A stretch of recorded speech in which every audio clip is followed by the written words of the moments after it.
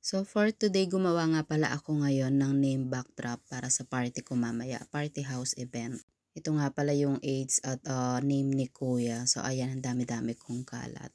Kaka-out ko lang din kaya ngayon ko lang siya nagawa. So ito nga pala yung una kong ginagawa sa paggawa ng name backdrop. Una ay gumawa muna ako ng numbers sa papel. Pagkatapos ay ginugupitan ko siya dito sa may kulay blue. Hindi ko alam kung anong tawag dito eh.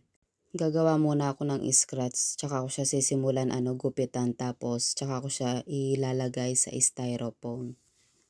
Medyo mahirap lang din lalo na pag first time mong gumagawa kasi nga pag gupit-gupit talagang yung malilit na detalye talaga. Dapat sakto doon sa ginugupitan mo. Ayan na, ilagay ko na siya sa styrofoam. So ang next ko na gagawin ay ikakat ko naman ito. Electric cutter nga pala itong gamit ko. Dati cutter kaya lang medyo nahihirapan ako kaya umorder ako ng electric cutter para medyo madali. Sa Taobao ko nga pala to ina-order. So ayan, kinakat ko na yung number na 54. And then mamaya isusunod ko naman yung pangalan niya. 54 na si Kuya. Ito naman ang next ko na ikat ang kanyang pangalan. Ayan, ganyan lang siya, madali lang naman siyang gamitin kasi mainit yan eh, kaya ang dali niyang ikat.